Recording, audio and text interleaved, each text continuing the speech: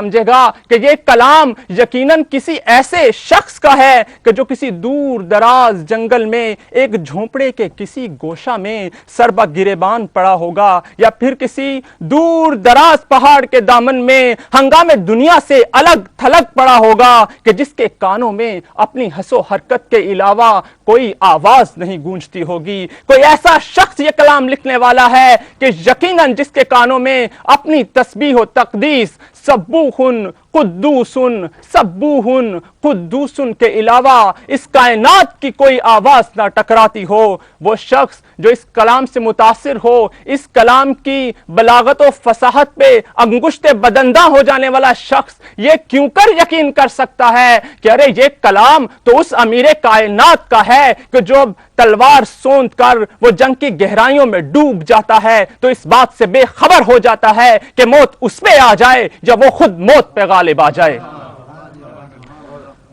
ناظرین محترم، یقیناً تاریخ اسلام پہ آپ کی گہری نظر ہوگی اور آپ لیلۃ الحریر کے اس منظر سے بخوبی آگاہ ہوں گے۔ ارے وہ لیلۃ الحریر کہ جب مولا متقیان نے جنگ کے ازدحام میں اپنے گرد و پیش سے بے نیاز ہو کر مصلی عبادت بچھا دیا تھا۔ ارے وہ لیلۃ الحریر کہ جب مولا متقیان اطمینان قلب سے نماز میں مشغول ہو گئے تھے، تیر تھے کہ کبھی آپ کے دائیں سے گزرتے، کبھی آپ کے بائیں سے گزرتے، کبھی آپ کے سر سے اوپر سے سنسناتے ہوئے گزرتے، لیکن مولا متقیان بغیر کسی خوف و ہراس کے عبادت الہی میں مشغول تھے۔ اور پھر وہ لمحہ آیا کہ جب مولا متقیان نے اپنی نماز ختم کر کے قبضہ تلوار پہ ہاتھ رکھا اور پھر اس قیامت کا رن پڑا کہ الحفیظ و الاما، ہر طرف چیخو پکار تھی، ہر طرف بگدڑ مچی تھی، اور لحظہ بلحظہ مولا کائنات کی صدائے تکبیر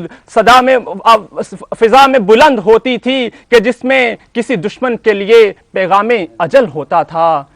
اسی مولا متقیان کو تاریخ نے ایک اور مقام پہ بھی دیکھا۔ ایک اور جنگ کے دوران ایک ایسا منظر سامنے آتا ہے ناظرین محترم کہ جب شیر خدا دشمن خدا پہ قابض ہو کر اس کے سینہ پہ سوار ہو جاتا ہے، لیکن وہ دشمن خدا اپنی کم ظرفی کے باعث مولا متقیان کے چہرہ مبارک پہ گستاخی کرتا ہے تو مولا اسے مشتعل ہو کر قتل کرنے کی بجائے اس کے سینہ سے اتر جاتے ہیں کہ کہیں میرے اس فعل میں میرا ذاتی مفاد شامل نہ ہو جائے۔ اور یقیناً آپ لوگ اس گھڑی سے بھی واقف ہوں گے کہ جب ایک شخص رات کی تاریکی میں مسجد کوفہ کے پاس سے گزرتا ہے تو ایسی دل دوز چیخیں سنتا ہے کہ وہ دہل کے رہ جاتا ہے۔ وہ مسجد کوفہ کی طرف بڑھتا ہے اور کیا دیکھتا ہے کہ مصلی عبادت پر وہی مرد میدان کہ فوجوں کے ریلے جس کے قدمے ثبات کو جنبش نہ دے سکتے تھے عبادت الہی میں مشغول ہے۔ مرتضیٰ کو دیکھ رکوع و سجود میں، بے مثل و بے نظیر قیام و قعود میں۔ مولا متقیان حضرت علی ابن ابی طالب کا ہمارے بہت سے سامعین ایسے ہیں جو ٹیلی ویژن کی سکرین پہ اس پروگرام کو دیکھ رہے ہیں تو یقیناً ان کا دل بھی بے تاب ہو جائے گا کہ وہ نذرانہ عقیدت پیش کریں مولا متقیان کے حضور۔ ہمارے ساتھ ایک صاحب نذرانہ عقیدت پیش کرنا چاہ رہے ہیں مولا متقیان کے حضور، یہ غوری صاحب ہیں، ان کو دعوت دینا چاہوں گا مولا متقیان کے حضور نذرانہ عقیدت پیش کریں۔ السلام علیکم۔ وعلیکم السلام جی۔ سب سے پہلے میں آپ کو مبارکباد پیش کروں گا کہ آپ نے اتنا پیارا پروگرام انگیج کیا، الحمدللہ ارینجمنٹ کیا، اور نرگس صاحبہ کو سنا، آپ کا کلام بھی بہت اچھا تھا۔ نرگس صاحب نے ترنم سے جو پڑھا بہت اچھا لگا، خوبصورت، میں انہیں مبارکباد پیش کروں گا۔ بہت شکریہ جناب۔ تو میرے پاس ایک قتیل شفائی صاحب کی چھوٹی سی غزل ہے جی، یہ میں آپ کی اور آپ کے سننے والوں کی نظر کرنا چاہتا ہوں۔ یہ غزل آپ سنانا چاہ رہے ہیں یا مولا متقیان کے؟ یہ حمد و ثنا کے لیے، حمد و ثنا۔ حمد و ثنا، بسم اللہ۔ سب حمد و ثنا تیرے لیے ہے میرے مولا، ماشاءاللہ، سب حمد و ثنا تیرے لیے ہے میرے مولا، واہ، تو وہ ہے کہ جس نے مجھے توفیق ہنر دی۔ واہ واہ واہ، شکریہ۔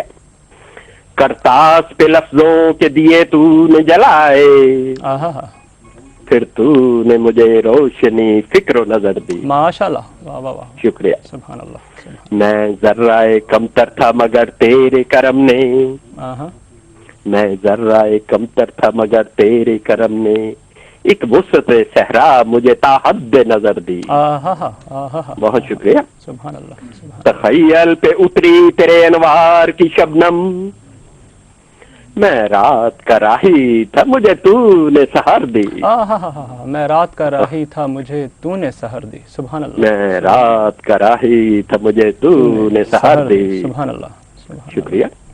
ममनून मेरा दीदाए बीना है कि तूने दुनिया को दिया हुस्न तो मुझको भी नजर दी। आहा, सुभान अल्लाह, सुभान अल्लाह। बहुत बहुत शुक्रिया।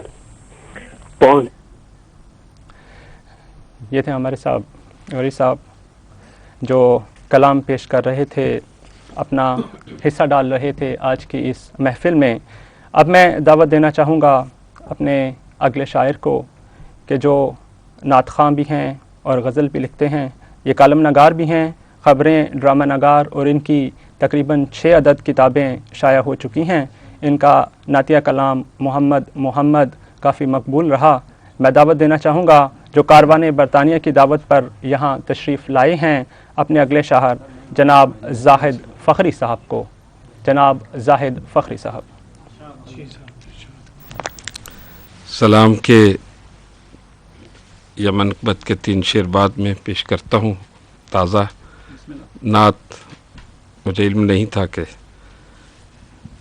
यहाँ पर मैं ला नहीं सका साथ।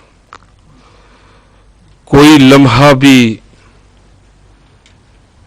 तेरे जिक्र से खाली न हुआ। नात पेश करता हूँ कि कोई लम्हा भी तेरे जिक्र से खाली न हुआ, मैं तेरे बाद किसी दर का सवाली न हुआ। कोई लम्हा भी तेरे जिक्र से खाली न हुआ, मैं तेरे बाद किसी दर का सवाली न हुआ। तू है यस्रब को मदीने में बदलने वाला, तू है यस्रब को मदीने में बदलने वाला, तेरे जैसा तो किसी शहर का वाली ना हुआ। तू है यस्रब को मदीने में बदलने वाला, तेरे जैसा तो किसी